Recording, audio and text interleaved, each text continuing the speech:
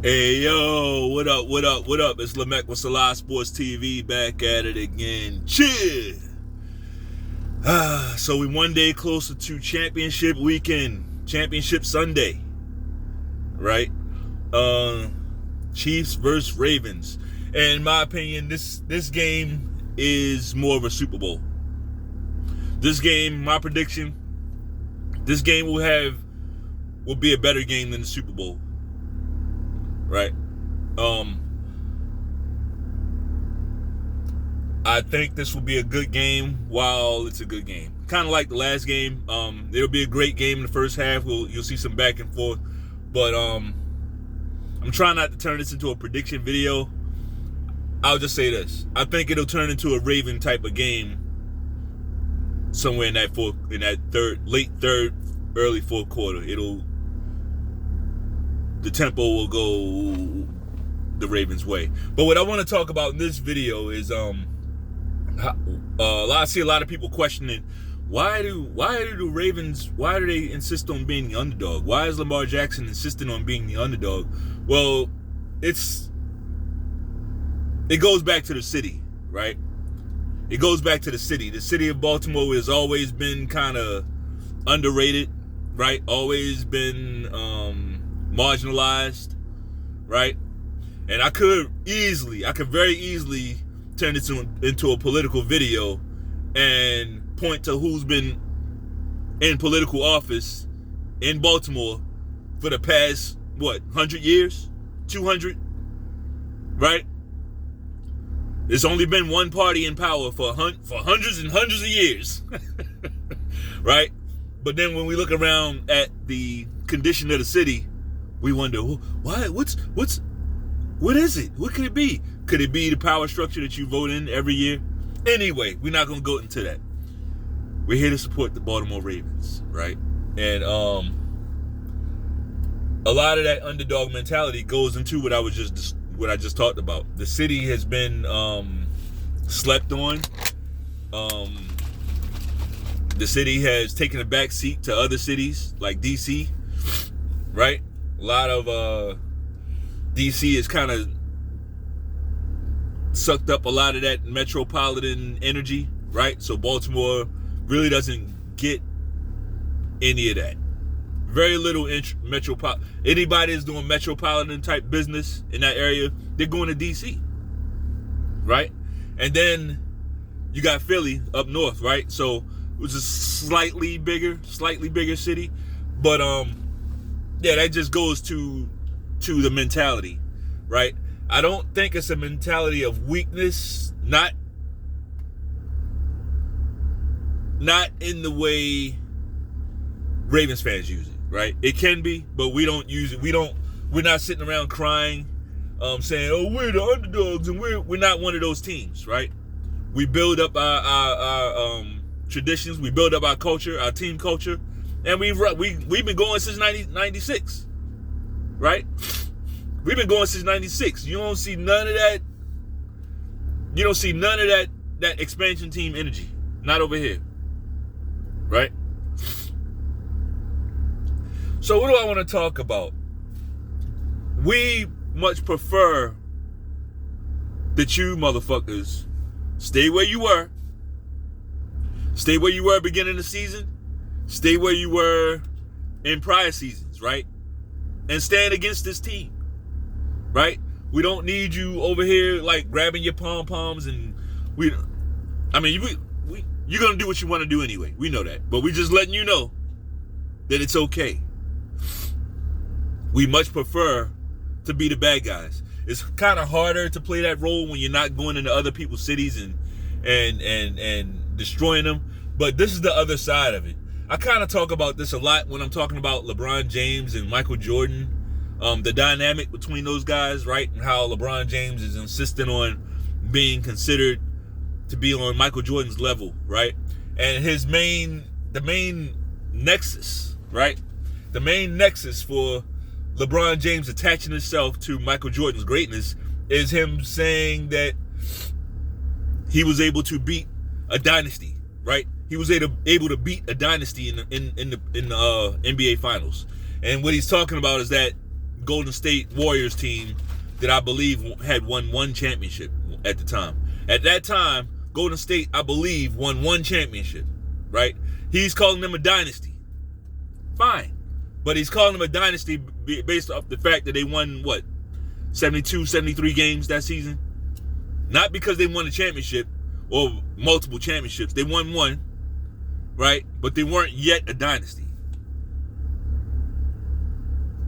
They weren't yet a dynasty.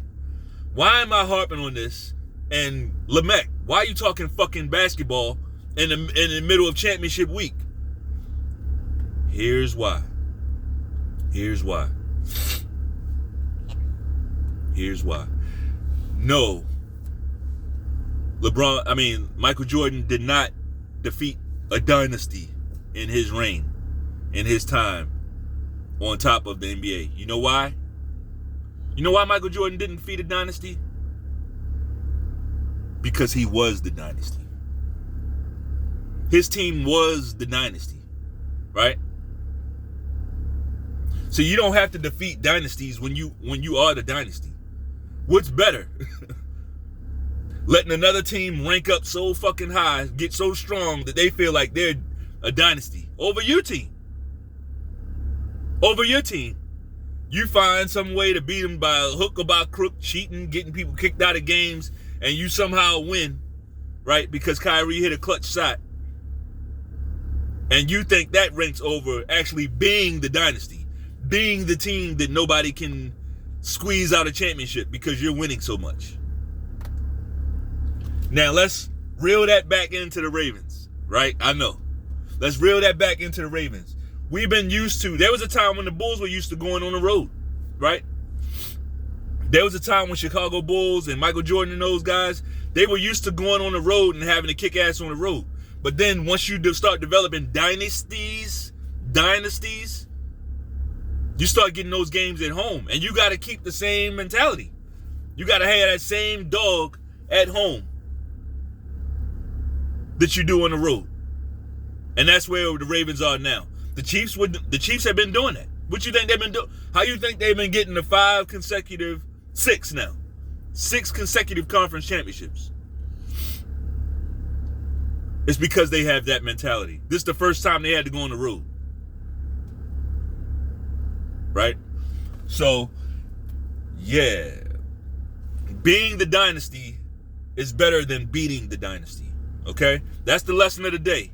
Be the dynasty. Of course, if you can't beat a dynasty, yeah, of course, beat the dynasty. You want to defeat the dynasty, absolutely.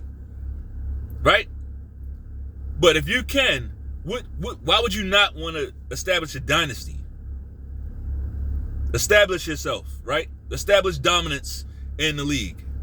Now's the time to get started and do it. Real quick, I can't remember this guy's name, but I saw that they got this referee. He's a real Mr. Fix-It for the road team, right? His numbers, at first I didn't really pay a whole lot of attention to it. I'm kicking myself right now because I can't remember this cocksucker's name. But his stats are crazy, right? His stats are crazy. Like, it's something like he's calling penalties on the home team like over 50% more.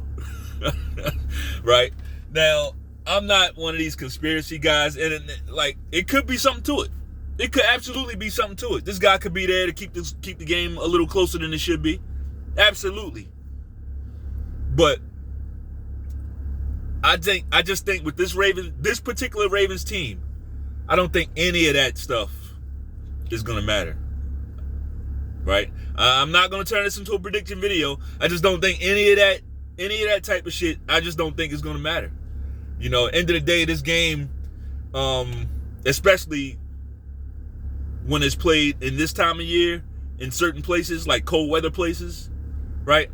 It's gonna come down to the same game. Right? Running the ball, tackling, catching the ball, not turning the ball over, just the basic stuff. That's what it's gonna come down to.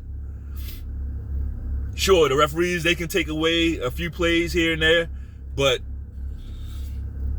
I'm just not giving energies to that, man. I'm not. I'm really not.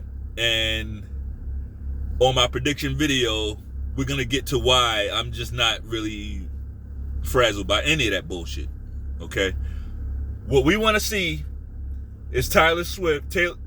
Taylor. I keep calling this bitch Tyler. Taylor Swift. Leaving that stadium. Sunken. Right. Sunken.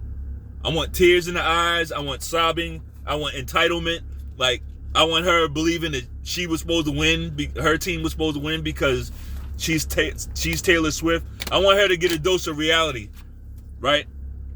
I want her to get a dose of reality, and we gotta have it. We gotta have it this weekend. Real quick, I'm gonna touch on some quick on the injury report in regards to the Chiefs. Willie Gay is out, I believe. Willie Gay is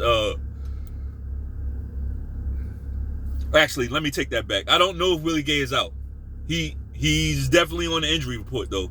And I will say this. I expect the guy to play. I think if he can get out there, he's gonna get out there. But he's got a rough injury to try to come back from. Right? He's got a rough little injury. I think it will affect him. Even if he gets out there, there's no guarantee that he can stay out there, right? So, this ain't me really wishing on players getting hurt or anything like that, but I will tell you this. If a player's hurt and he's out there, we got to take advantage of that. Full advantage. So that's what this is, right? I think the Chiefs, they also have some injuries at guard. They got a huge injury at guard. I think that will be impactful. Don't know if he's going to be able to make the game, if he's going to be able to play. So I think that will be impactful. Some of those inside blitzes that we like